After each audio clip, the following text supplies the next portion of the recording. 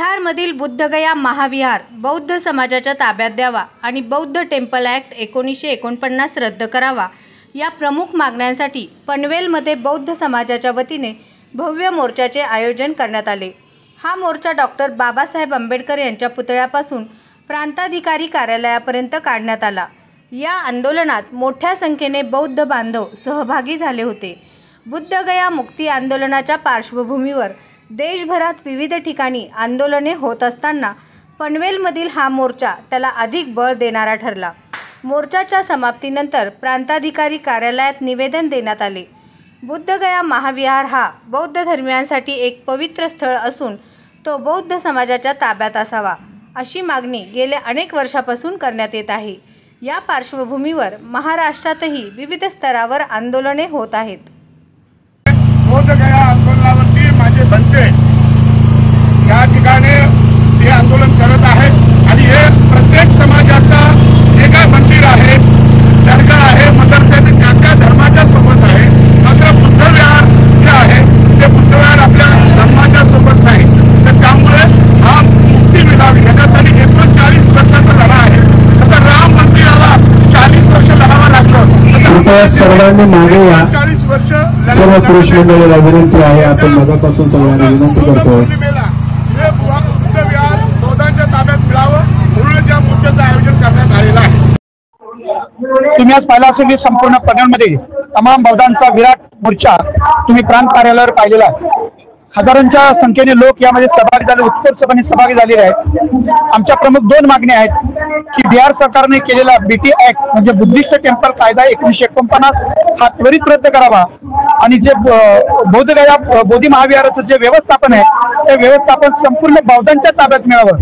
कारण त्या ठिकाणी फक्त 4 बौद्धांचे सभासद आहेत आणि 4 इतर समाजाचे आहेत आणि कलेक्टर हे कायम निमंत्रित अध्यक्ष आहेत। त्यामुळे कोणताही ठराव बौद्ध बांधवांना त्या ठिकाणी पारित करता येत नाही। त्यामुळे संपूर्ण प्रशासन हे त्या ठिकाणी इतर धर्मियांच्या ताब्यात असल्या कारणानं बौद्धांना आपला जो धार्मिक अधिकार आहे बौद्ध उपासना करण्याचा ते उपासना करता येत नाही। म्हणून संपूर्ण पनवेल तालुक्याच्या वतीनं आम्ही आकाश लामा जे बिहारमध्ये उपोषणाला बसले 1000 बौद्ध भिक्खू तिथे उपोषणाला बसले त्यांना पाठिंबा दर्शवण्यासाठी तमाम बौद्धांचं हे आंदोलन या ठिकाणी आम्ही उभं केलेलं आहे। हजारांच्या संख्येने लोक इथे उपस्थित राहिले आणि आम्ही 15 लोकांनी शिष्टमंडळ जाऊन आतमध्ये निवेदन दिलेलं आहे। अत्यंत शांत संयमानं आणि बुद्धांच्या विचारसरणीला साजेसं असं अहिंसावादी मार्गानं आम्ही आंदोलनात केलेलं आहे आणि खात्री आहे की इथलं सरकार म्हणजे इथलं जिल्हाधिकारी आपलं आमचं जे निवेदन आहे ते लवकर कलेक्टरकडे रायगडच्या आणि तिथून जे PMO म्हणजे दिल्ली सरकारकडे पोहोचवेल आणि हे आमच्या मागणीला यश येईल असं आम्हाला आशा वाटते। बिहारमधील बुद्धगया या ठिकाणी जे महाविहार आहे महाबोधी महाविहार आहे त्याच्यावर जी कमिटी नेमली आहे ती कमिटी या ठिकाणी त्याच्यात नॉन बुद्धिस्ट लोक आहेत। बुद्धिस्ट लोकांची संख्या कमी आहे, म्हणजे कोणताही निर्णय घ्यायचा असेल तर तो निर्णय त्या ठिकाणी घेता येत नाही। ही मागील 50 वर्षापासूनची खंत आहे, त्याच्यासाठी अनेक वर्षापासून आंदोलन मोर्चे चालू आहेत, परंतु आता मात्र त्याचा उद्रेक होऊ लागला आहे। त्या विहाराच्या बाहेर आपण जर पाहिलं तर कर्मकांड सारखे प्रकार जे विज्ञानवादी धम्माला मान्य नाहीत अशा प्रकारचे कार्य त्या ठिकाणी केले जातात। त्याला विरोध म्हणून तेथील भिक्खू संघाने अनेक वेळा विरोध केला, अनेक वेळा त्या ठिकाणी पत्रव्यवहार केला, परंतु तिथलं जे सरकार आहे ते त्या ठिकाणी कुठल्या प्रकारची मागणी मान्य करत नाही।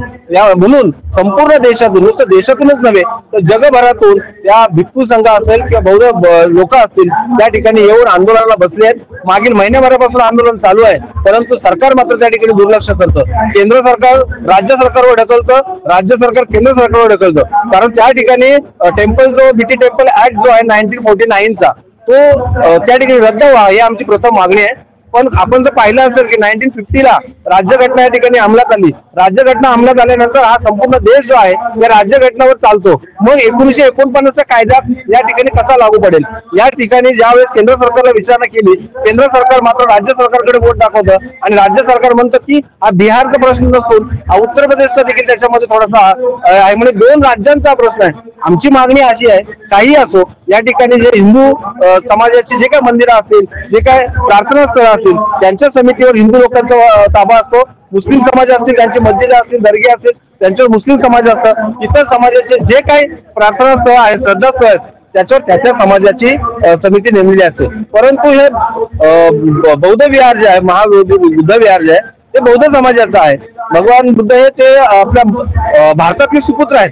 त्यांच्या नावाचं ते विहार त्या ठिकाणी बनवलेलं आहे. मग त्याच्यावर मात्र बौद्धांचा ताबा का नाही, हा आमचा साधा आणि सिंपल प्रश्न आहे. आजचं जे आंदोलन आहे खूप मोठ्या प्रमाणात आंदोलन आलेलं आहे आणि पन्नामध्ये आमचे बोटांची ताकद हे विरोधकांनी सुरू केली आहे आणि मी सर्व जे आमचे मोर्चा सामील झाले आहेत त्यांनी सर्वांचे आभार मानतो. हा मोर्चा चांगला व्यवस्थित पार पडलेला आहे. अशा आमच्या पनवेल तालुक्यातील विविध सामाजिक संघटना, विविध राजकीय पक्ष एकत्र येऊन या पनवेल नगरीमध्ये अतिशय विराट असा मोर्चाचं आयोजन केल्याबद्दल आमच्या पनवेल आणि रायगड जिल्ह्याच्या तमाम आमच्या बौद्ध बंधूंचं या निमित्तानं मी खरोखर अभिनंदन करेल. मित्र, महाबोधी विहाराचा जो प्रश्न प्रलंबित सरकारने, केंद्र सरकारने ठेवलेला आहे आणि म्हणून त्यानिमित्ताने सांगेल की आपण अनागारिक धम्मपाल यांनी 1949 जो ऍक्ट होता, या ऍक्टला त्या ठिकाणी विरोध करत असताना 1993 मध्ये केंद्र सरकारने या महाबोधी विहाराचा प्रश्न निलंबित करत असताना सुप्रीम कोर्टाने आदेश दिला होता.